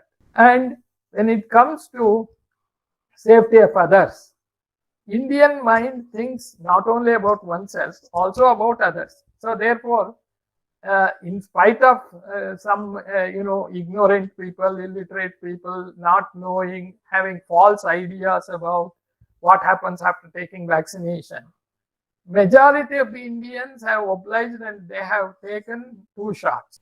The second point is whether we have something about cognitive restructuring. It is happening at the collective level, not at the individual level alone. Collectively, every news channel, every phone service provider, you call somebody, the first thing is about wearing the mask, keeping the distance, and taking injections. Instructions have been coming, and every newsreader channel, every person is wearing the mask, giving instruction, do this, do that. So constantly we have been told. So automatically these 2 things have multiplied together, and India is in a better position in dealing with it. That apart, there are so many people who are distressed, who need counseling, for frontline workers, for individuals. Yes, for them, clinical psychologists, mental health professionals are using mindfulness, cognitive behavior structuring, everything. All my PhD in clinical psychology training was as good as what I would have got in one of the American universities. So therefore, we have all these things. So we are using them at the individual level. Group counseling is going on. And over and above that, the Indian mind is such, we are able to have greater resilience and we are able to follow. As far as whether we have some similar ideas about mindfulness, cognitive behavior, restructuring, Professor Thakurji has given examples. I think that is my response to your question. Thank you so very much. And being trained in the Hindu school of thought, I totally relate to what you said. Thank you again. Yeah, thank you. Thank you, sir. Adding to the point, I think when we talk about, you can say, need for counselors or need for counseling, when the society is distressed, I sometimes wonder the great job done by the lyricist of Hindi films. The songs, plenty of songs are itself, you can say they work like a counselor. And Exactly. there are so many songs when I listen to them from the point of view of psychology, Yeah. and the guidance being provided in a single song Yes. to the listeners, that completely changes the outlook towards the world, even if the person is facing all kinds of adversities. So that is one area. I don't know how many studies have been done regarding this. Second point is we believe in, you can say, a continuum of cycle of life and death till moksha is achieved. Yeah. And due to which death is not a painful or a fearful experience. Death is only a junction, only a, you can say, changing clothes. So when Kabir says, "Ja marne se jag dare more man anand, kab maru kab paऊं ho पूर्ण परमानंद." So that experience, that acceptance of death, Yeah. and in fact waiting for the death as if it is a pleasurable experience, it is a blissful experience, that itself, you can say, creates a lot of peace within. Unfortunately, in the West, they always emphasize on there is only one life. Yeah. There is only one life, and they fear death, and they want to prolong the life till they feel that whatever I want to enjoy, I can enjoy, I can eat, whatever I can do. But we believe in a different way. The third point I want to mention is, as I mentioned about, I follow Guru Ramlal Siag from Rajasthan, and I practice Kundalini Yoga, and in which the Patanjali Yoga Sutra talk about that the awakened Kundalini cures tri-mode afflictions: the physical, the mental, and the spiritual ailments. Now, physical ailments, we all know the COVID is there. Due to the anxiety, due to the fear of death, the mental problems are occurring. But no, you can say, physician or a psychologist is able to explain what are the spiritual afflictions. It is only in the Indian knowledge systems that the cures are being provided. So, and that is through spiritual meditation. How to, you can say, become oneself and realize the cause and the effects and the outcomes and the solutions. So I would say the world needs our solutions in terms of meditation, in terms of spiritual meditation, yoga, and you rightly pointed out by Kiran Kumarji and Professor Thakur also. And we have to, you can say, we have become too pessimist and too doubtful about our own knowledge. And we try to imitate whatever West has been doing and whatever West has been talking about. And the biggest problem is we accept their model and try to fit our model into their parameters. That is the biggest problem. That is the biggest mistake. Biggest mistake we try to do. It's like you take a fashion model who is having a skinny body and try to fit her clothes into a middle-aged Indian woman, and then set a criteria whether you are beautiful or not. Because you are not fitting into these size of clothes, it means you are not good enough, you are not beautiful enough. So we need to ignore that. We need to avoid falling into that trap which is being created by them, and we need to create our own parameters, our own systems, our own quantifiable strategies and the solutions. Thank you. There are so many other hands are also being raised. Yes, Sajin Yeah, Narayan ji. thank you very much. Thank you very much for this perspective, Kuldeep ji. And as an economist, this is the struggle I've been having my entire life. Thank you very much. Most welcome. Most welcome. Yes, Sajin Narayan ji. Yes, thank you, Kuldeep ji. I would like to thank Sri Thakur ji and Kiran Kumar for a wonderful introduction to the Indian psychology. And in the beginning, Kiran Kumar ji has enumerated some of the commentaries or books on Indian psychology. One problem with reading all these books is that they begin with some of the issues related to Western psychology, and they immediately go to Bodha Shastra, that is a science of consciousness, and it moves to a sort of philosophical discussions. Yeah. Actually, what we require is now the Indian paradigm, the entire world is looking to the Indian paradigm as a solution and an alternate to issues faced by the world. So for the practical psychological issues, what are the contents that Indian psychology has to move? What I would say that India has gone to the fourth state of mind, as you are rightly said about Turiyam. Then there are certain concepts like Ananda, Samadhi, happiness, etc. These are all discussed. So, in-depth study on these things are required in the modern context. Then mind is the universe is a projection of mind. This is one major issue. So, in-depth study in the modern context, modern knowledge systems, that is the entire world is now familiar with. Then Aravindo has studied on psychology. He has studies about higher mind, supermind, etc. All those things are also required to be there. Then psychology, science of senses, how to transcend senses. This is also very important when you discuss with psychiatry. Senses, how to control it. You rightly control mind control, chitta, vritti, nirodha. All these things has to be there. Then balancing of mind or bringing to an equilibrium. This is the core of Indian psychology. In Bhagavad Gita also, when Sri Krishna is making a wonderful counseling of Arjuna Vishada, there he makes one thing is he is bringing to equilibrium. Mind has to be brought to equilibrium. That's one thing. Second thing is, the most important thing is, he has mentioned 14 personality models, right from Sthita Prajna, Pandita, etc., Muni, all those, there are models. So these studies on these things are required. Then the practical training, sadhana, we call it as sadhana chadushtayam, all these things are discussed in detail. There also we required. I am talking about the contents. Then regarding abnormal psychology, there are also many discussions about abnormal psychology. Normality is starting from duality. It starts from duality. It's duality. Then Bhartrhari's theory of phobias.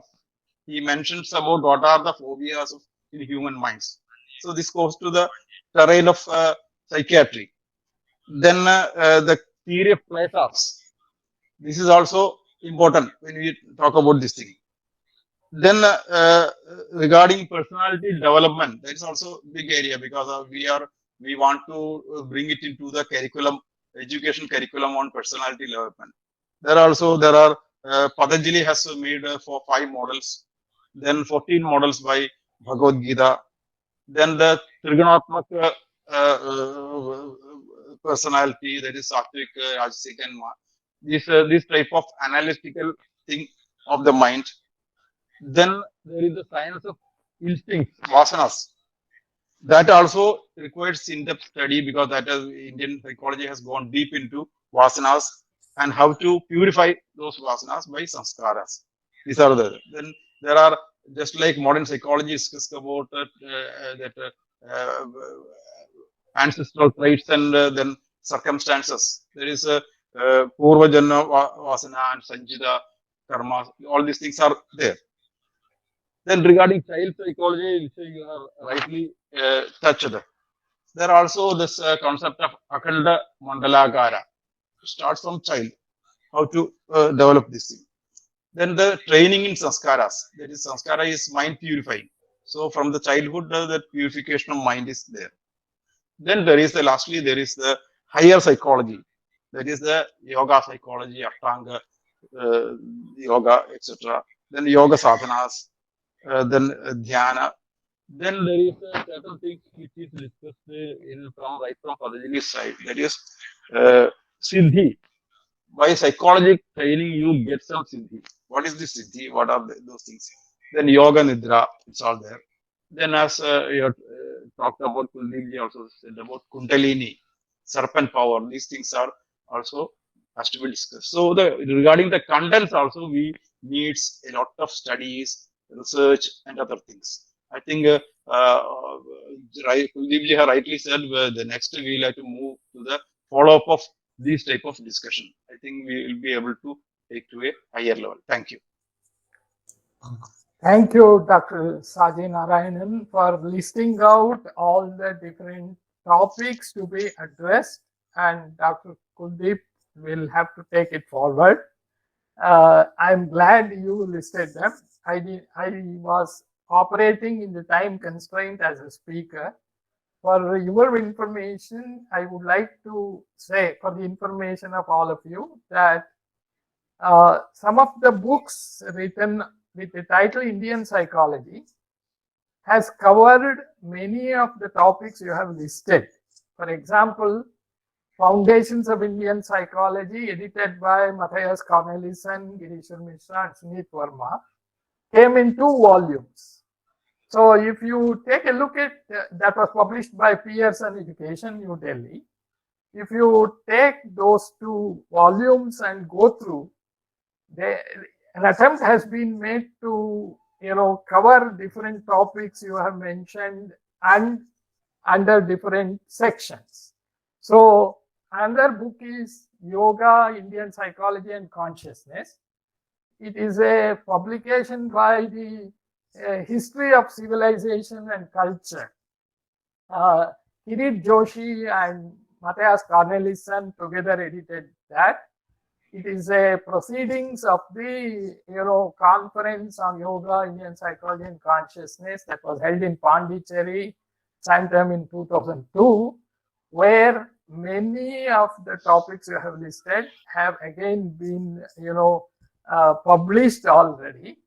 So therefore, it is not that people have not attempted to look into these issues. For example, throughout my career, with the help of my master's dissertation and PhD scholars, I have tried to develop certain tools. For example, I have developed something called Ahankara questionnaire. What is a concept Ahankara in Indian thought?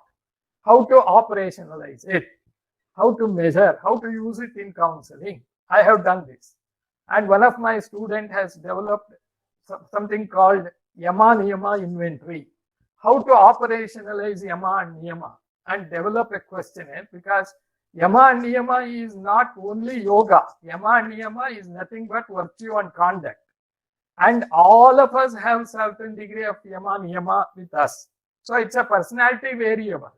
So we can assess it. I have done. And another PhD student has tried to develop a small inventory on kleshas from Yoga Sutra. Okay. So like that, in my individual capacity as a person interested in this, I have done.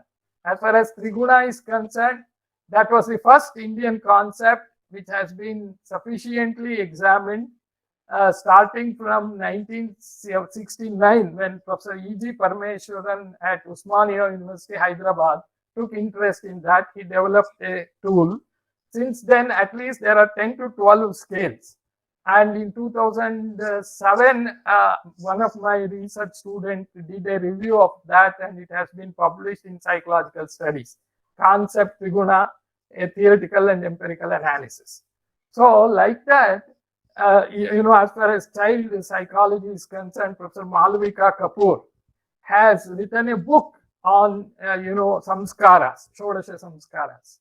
So what is required, now that I know Dr. Kuldeep Ratnu is also a psychologist, both of us share certain things, like he did BSc and joined MA, I did BSc, BA and MA. So it looked like it is a good thing that I have come to know him. So it is for him as director of the policy center to, bring together all these efforts, because why your initial point that people will start with physics and then they go to consciousness, you are not happy about it. But the point is, we have to see these things at a global level. At the global level, when they are speaking of primacy of consciousness, not matter, our Indian physicists are not bothered about that. I have interacted with 2 topmost physicists of this country.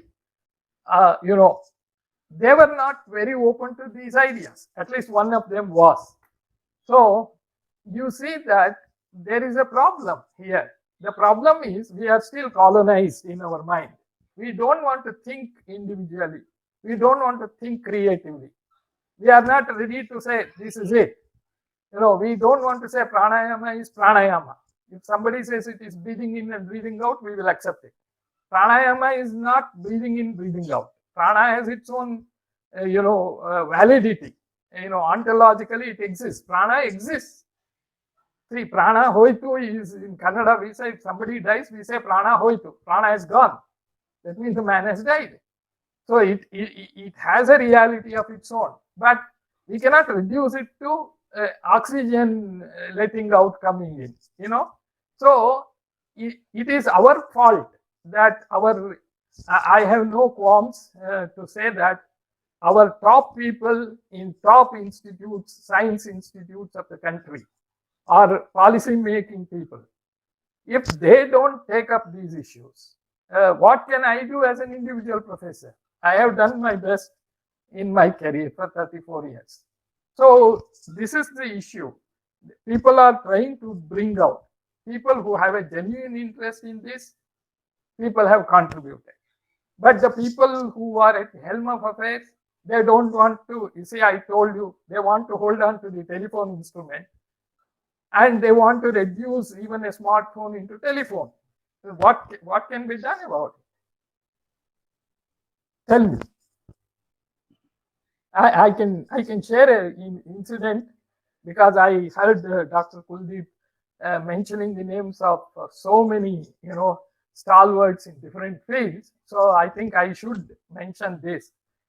Some 25 years ago in Bangalore, Bharatiya Vidya Bhavan, a group of people were invited, who included physicists, psychologists, literary people, to create some books on value education to youths. That was a noble idea. I was also invited because I was doing something on personality from the Indian and the Western point of view. Then after 6 months, a review meeting was called. Then I mentioned about transpersonal psychology, how things have developed, spirituality. A very honorable chair, I don't want to mention his name, a very top physicist of this country has seen, was on the chair. He said, Kiran, remove all that spirituality from what you are saying. Then I said, sir, what is left from the Indian point of view? If you want me to remove it, Freud, Jung, Rogers and Maslow are good enough. It is not that they are poor psychologists. You are speaking about the Indian point of view, so I am bringing the spirituality. When I countered him, I was dropped from the whole committee because he is a powerful big man. See, this kind of thing doesn't give intellectual freedom, isn't it? So this is the reality of the situation, India. Why? Because someday I saw an article in Indian Express. Why Indians go abroad and do well? Why top 6 companies, IT companies are headed by Indians? This has come in Indian Express. Why? Because people, you go abroad, people receive you. I have attended many international conferences, being invited as a speaker. They listen to you, they appreciate you, but they don't want to take it because it disturbs their, it is rattling the apple cart, as they say. So the reality is, we have to say, yeah, if prana is prana, prana. That's all. We don't want to compromise. Ananda is not definitely bliss. But we have no other term to use, so we say, okay, this is the nearest word. I would like to submit one point in the end from my side. Yes, Thakurji. It is not that attempts have not been made. Yeah. There are many available in the literature and to our knowledge as well. Yet we have not reached the stage just to draw the mind of the world towards this Indian psychology or Indian. If one idea, that is in Gita again I say, Karmanne badikaraste ma phalesu kadachana. What are the components? How could this be developed? if this type of framework is done collectively, I think this will be holistic in nature. And many of the problems what we are facing these days all over the world would be over. This is my feeling. This I wanted to submit. Thank you, sir. We are in the closing stage. There are 2 hands still being raised, and there are 2 questions also posted in the chat box. Professor Chandrabhushan Sharma ji, just to add, Sri Saji Narayan ji, who pointed out some of the raised some of the issues. Saji Narayan ji has been All India President of Bharatiya Mazdoor Sangh. And the kind of impression we have about the labor unions, he is a thinker, and we are indeed very happy and pleased to have you here, sir. Bharatiya Mazdoor Sangh is the largest trade union in our country, and very powerful also. And he being taking part in a webinar on psychology and raising these issues. This is very heartening. Professor Chandrabhushan Sharma ji, sir. Professor Sharma ji was the head of NIOS, National Institute of Open Schooling. Professor Sharma ji has raised his hand. Sir. Thank you very much, Kuldeep ji. I must thank you and congratulate you for organizing this. It has been a treat to hear both the great scholars and in the company of Professor Girishwar Mishra and all others. Thank you. I'm an educationist. I'm not a psychologist, but I can see the pain in Kiran Kumar's presentation. How is it and why is it that in all these years we have not been able to infuse the Indianness into our culture? हम जिसकी बात कर रहे हैं, had we taught all these to our children in these 74 years, we would have been in a different situation. We would have more of Girishwar Mishra's, G.P. Thakur's and Kiran Kumar's today. Why is it that we are in short supply? As an educationist, I wanted, and because Kiran Kumarji expressed the feelings, emotions very strongly, I felt inclined to mention. We are at a very crucial juncture, sir. We are in the process of developing the national curriculum framework for school education. My take on it would be, we have slowly removed all the Indian element from our school curriculum. You keep trying to infuse Bhartiyata in higher education. You keep trying to teach about Indian psychology at the higher education. You will never be able to achieve what you want to. We will have to look at the curriculum of class 1. Shravan Kumar की कहानी का जिक्र आया. कहाँ गया श्रवण कुमार की कहानी? क्यों निकाल दिया गया? कहाँ गई मैथिली शरण गुप्त की वो कविता, मुझे तोड़ लेना वनमाली, उस पथ पर देना तुम फेंक, जिस पथ जाए वीर अनेक. We would not have required today the Prime Minister to go to Kargil and Arunachal border every Diwali and Holi to make the nation feel they serve us. If our children had still been reading the poems of Maithili Sharan Gupta and Ramdhari Singh Dinkar, perhaps we would not have been in this situation. I have absolutely no doubts. We have given the best to the world as far as psychology is concerned. But why is it that our corpus was translated into English, went to West and came from their scholars, in the name of their scholars, and we know their names and not the name of our scholars? I'm not asking a question. I'm raising this for introspection as a policy. What should be the policy about a school education? Where should we intervene so that 2030 is a decade of India? How would West start reading us more than they read themselves? They start realizing that they have copied, borrowed, stolen from our corpus. हम शिक्षा में जो देखते हैं, हम सारे बात जो पश्चिम से हमको बताई जाती है, शिक्षा ऐसा और शिक्षा वैसा, वो हमारे उपनिषदों से गया है. जब हम उसको अपने वांग्मय में खोजते हैं तो मिलता है कि हमारे यहाँ की चीजों को अंग्रेजी में, जर्मन में, फ्रेंच में ट्रांसलेट किया गया, पश्चिम गया और वापस आया। मुझे पता है हम समय की सीमा से बाहर निकल रहे हैं। मैं रुक नहीं पाया किरण जी के ऑब्जर्वेशन के बाद कि जब एक फिजिसिस्ट नहीं सुन पाता है कि भारत की बात करें, हमें क्या करना चाहिए, क्या बदलना चाहिए। मेरा मानना है शिक्षाविद होने के नाते आप जब तक प्राथमिक विद्यालय की शिक्षा को नहीं बदलेंगे, आपके बच्चों को भारत में विश्वास नहीं होगा, आप कुछ नहीं बदल पाएंगे उच्च शिक्षा में बदल करके। बहुत बहुत आभार। मैं बहुत समय ले रहा हूं और मुझे पता है 2 घंटे से ज्यादा हो गया है, तो आप भी परेशान होंगे अब बंद करने को। Thank you very much Kuldeep ji for giving this opportunity. Thank you so much sir. So, sir, we have one hand raised and there are 2 questions raised by one person. So we will take few more minutes. Nirmal Kumar ji, you have raised your hand. You want to ask a question? Yes, sir. जी सभी गुरुजनों को मेरा नमस्कार।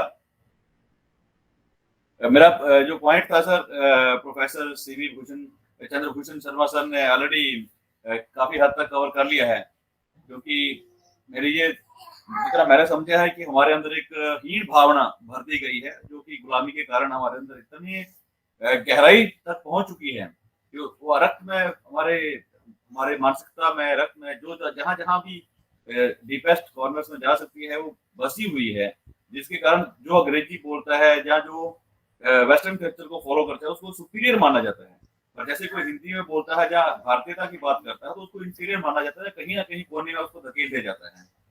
और जैसे हमारे professor Kiran Kumar sir ने बोला है कि कहीं ना कहीं उनको दबाया जाता है कि सो दैट द इंडियननेस या इंडियन जो फीचर्स हैं उन्हीं को ही छोड़ने के लिए मजबूर किया जाता है। तो अगर इतना ही जो इंडियन साइकोलॉजी है, if it is so important, if it is having all the aspects, all the solutions of problems, then is there any institution in India wherein the Indian psychology is taught using Indian languages, especially if Sanskrit is the mode of learning Indian psychology, or then why there is no institution, or if there is an institution, I need to know the name of the institution wherein Indian psychology is taught through the medium of Indian languages. Thank you, sir. No. There is Indian Psychology Institute in Pondicherry, established by Matthias Cornelissen, a Dutch doctor who has become a disciple of Maharishi Aurobindo and Mother, has been in India for the last 30-40 years. But primarily, it is more, in the framework of Maharishi Aurobindo. And Sanskrit as a medium is not used. It is not spoken from a very traditional point of view, though he himself has exposed and he is well aware of that. So that type of a possibility of teaching Indian psychology in Sanskrit itself, there is nothing like that as far as my knowledge goes. But Gurukula Kangri University, a department of psychology, has some course on Indian psychology. Then Maharshi Dayanand College in Delhi, I think some people are interested. So nowhere a paper or a course on Indian psychology is offered as much in India. In fact, in 2016, if Dr. Kuldeep permits me to answer completely, we had a UGC committee established to take a relook at psychology curriculum, and the impetus had to come from Canada for that. And the government set up a committee, and we were all, I don't want to go into all the, details of the story. So finally, we had a committee. We did introduce some courses on Indian psychology from bachelor's to doctoral level. But the problem is this, Nirmal Kumarji. As I said, it is difficult for people to accept this as psychology because we are used to telephone. And if we say to somebody, smartphone can do all these things, then the question is, how can it be called a phone? Or how can so many things can be done by such a small gadget, which a big gadget cannot do? So you have a methodological problem, you have ontological problem, you have metaphysical problem, and you have what is called scientism. Scientism is a word used to mean it is very narrow. So we have all these problems. So, but those who are convinced, people have done it. Now it has to be taken to the next stage. How to communicate this? Because there was a big conference in, sometime in Roorkee of NAOP, where we had a symposium on Indian psychology. So one expert professor who is in a very top university of India made a comment, this is neither good philosophy, good Indian philosophy, nor good Indian psychology, and went away. Because the people have very, either they won't do or they have no proper perspective on that. The language, see, we can't teach everything in Sanskrit today. We have to accept certain realities, social realities of the present day context. But we can communicate, we can convince people this is psychology. It is just a matter. For example, when I go to give some talks on positive psychology, I say Santosha, Harsha, Ullasa, Prasanna. These are all different positive mental affect states. Then the students will start blinking like this. They look like me. I say these are not boy and girls' names. These are mental states. But you don't know what they mean. They are supposed to be used in different contexts. See, it is simple that Sanskrit people are too much rigid and they don't want to come out of it. Psychology people are not exposed to the way they want. They have a different language. So it is a communication barrier. They have to break.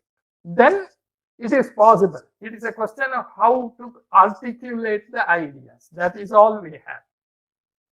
And it should be operational. Then it is possible. I think I have taken too much time. ना एक दो बात मैं add कर दूं इसी में. हाँ, इंडियन साइकोलॉजी के बारे में जो आपने कहा, कई हाँ. जगह और भी पेपर के रूप में, स्पेशल पेपर के रूप में मास्टर क्लास रखा हुआ है. I know हाँ. काशी विद्यापीठ it is there, Yeah. and in some universities in Bihar also they have already. That I am aware of. दूसरी बात Okay. हाँ. कि संस्कृत की जरूरत ऐसे दूसरी भाषा में देने के लिए भी, लोकल लैंग्वेज के लिए भी, हाँ. संस्कृत का ज्ञान इसलिए जरूरी है हाँ. कि आप पढ़ के तब उसको उस भाषा में दे सकेंगे. Correct.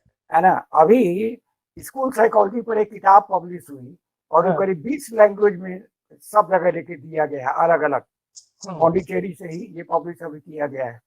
तीसरी बात कि अभी अभी प्राइम मिनिस्टर ने कहा है कि लोकल लैंग्वेज में जब इंजीनियरिंग पढ़ाई जाएगी, टेक्निकल पढ़ाया जाएगा, तो वो भी दिन अब दूर नहीं है कि हम आप इस इंडियन साइकोलॉजी को भी लोकल लैंग्वेज में हर जगह थोड़ा सब्र करना है, अब वो आ जाएगा. अच्छा. This I wanted to add. Good news, sir. You are very optimistic. Thank you. Sir, just I want to add one point. Professor Kapil Kapoor, who has been chairman of India Policy Foundation, he was heading a committee to form the language policy of India, and he submitted the report in 2016 to the government, in which he recommended that right from nursery up to PhD level, teaching should be in the mother tongue or the state regional languages. And now slowly government has not many hesitations. Slowly it has accepted up to primary level. Again, we are pushing that to make it up to middle level, and subsequently time will change, but it will take time, because we have been, our policy makers have been trained in a different kind of mindset and different kind of orientation. So to change that suddenly, it requires a lot of willpower and a lot of political pressure also, and a lot of public awareness also. Correct. So at one point we have to talk about these issues among public and create a public pressure. At another level, we have to form a group of, you can say, intellectuals and academicians who provide, you can say, guidelines to the policy makers. So it's an effort, but jab jago tabhi savera. अभी time आया है, so we will take it definitely forward on this issue. And last, I'll take one question. There are two questions raised by Arunin Kumar. The first is, what would be the most resonating and appealing syntax for modern day Indians for communication of psychological functions that has minimal influence from non-regional civilizations? Most resonating and appealing syntax for modern day Indians for communication of psychological functions that has minimal influence from non-regional civilizations. Another part added by Arunin Kumar is that, is it possible to use the methods of people like Jiddu Krishnamurti, Dr. Goenka, and Sadhguru recently to propagate our methodologies? Yes, sir. So this is the question with which answer I think our experts can give, and then we will conclude. Of course ये सारी बातें जो इन लोगों के द्वारा कही जा रही है वो सारे एफर्ट्स हैं और वो कंट्रीब्यूट करते हैं, इसमें दो मत कहीं भी नहीं है। नेचुरली इन तरह की बातों को लगा के साथ साथ दे के अगर ये एफर्ट किया जाए तो इन सारी बातों को ठीक से कम्युनिकेट किया जा सकता है। और इसी क्रम में और बातें भी आएंगी कि कैसे इसको कम्युनिकेट किया जाए, क्योंकि just to increase sensitivity of the individual is more important at this level. But how to increase sensitivity depends on the fact that how it is being communicated. Of course, उसके लिए जो local dialects हैं उसके द्वारा या उसके जो दूसरे मीन्स हैं जिससे कि one can understand in the best, जो मन में जाके जो घुस जाए उस तरह की बातों को communication effectiveness what we call in our the management term, ये जब हम पैदा करेंगे तब ये सारी बातें आएंगी। और इन लोगों के द्वारा जो बताई हुई बातें हैं वो आवश्यक हैं, वो इसको कंट्रीब्यूट करती हैं और नई बातें बीच पर आएंगी जो एक समय आएगा, थोड़ा इंतजार करना है कि इट विल ऐड और ये सफल होगा। Yeah, that's a good point, sir. Thank you. From my personal experience, I can say, if Dr. Kuldeep has invited me today, not knowing personally, not through anybody or any godfather or anything, it is all because of my papers in English. And somewhere he has come across what I have written. I have some Sanskrit knowledge. I am not a scholar. I studied up to BSc second language Sanskrit. So I have a basic understanding of Sanskrit. And when I write the ideas, I communicate in English only. And only thing is, I try to check with Sanskrit scholars about certain terms, etc., so that I don't do injustice to our parampara, whether it is expressed properly or not, whether my understanding is correct or not. This I will check with somebody, and then I write. But all my writing is in English, and whatever I have written, I have requested some Sanskrit people, also some scholars, point out some mistakes if there is anything. So far, nobody has pointed out any gross errors in what I have written. So with that confidence, I can say, if you have understood a particular subject properly, language is no barrier. Language is only a medium of expression. It is true that our Indian Sanskrit language is its own flavor, and also it has concepts which cannot be reduced. So where we cannot reduce it, we should not reduce it. We have to say this particular concept means this, and we have to use that word, like any yoga or guru or many terms has become international. We should not try to reduce them. We have to say this is the correct understanding, and this is the word you have to use for that. Because Atman is Atman only. We cannot, try to. So the nearest you can do is put a capital S for self. But that is never a biopsychosocial identity. It is a transcendental spiritual awareness. So if you have conceptual clarity, language is not a problem. That is how I think it is possible to communicate. It is only a matter of some effort. And Professor Thakurji correctly said, we have to wait for some time as more people take interest, and then automatically things will change. We have to wait. Thank you, sir. Thank you very much. To conclude, I just want to say that the knowledge and the what we call the prarabdha, that keeps on moving. Samay Chakra keeps on moving. And earlier, India was the center of knowledge. Then Arabs learned from India, and then from Arabs, Europe, and then from Europe to America, and from America to Japan, and to Korea, and to China, and again coming back to India. So this is going to be our millennium, and we because the train stops the longest time at India, and other places it stops hardly for, you can say, 10, 20, 50 years. So we have a responsibility to recognize, we have to appreciate the efforts of the scholars who have been studying and who studied these concepts and who brought these concepts to the notice of the world.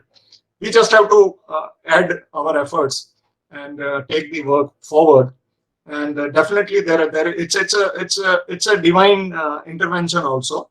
And it's not only at academic level, it's a globally, we see the situations have been emerging that the Western knowledge systems are finding themselves, and particularly the modern sciences, they are finding themselves incompetent to handle all those crises. So there is a larger responsibility, and I would say it is an Indian's burden to guide the humanity. And in that direction, taking forward the Indian psychology is definitely one step, one part of that. There are other subjects also, whether it is the sciences, whether it is economic principles or political thought, philosophies and all that. So we have taken this subject today, and we are indeed very lucky to have such an eminent panel and also eminent participants who took interest. Thank you very much for taking your time, your precious time, and listening to us. And again, on behalf of India Policy Foundation and from all the participants, I thank Professor G.P. Thakur and Professor Kiran Kumar ji for giving us your valuable time and your guidance. We will definitely take this subject forward, and more experts are here, and we will add some more. And let's see, I'll be in touch with all of you, and let's see how we can take it forward. Once again, thank you very much. Namaskar.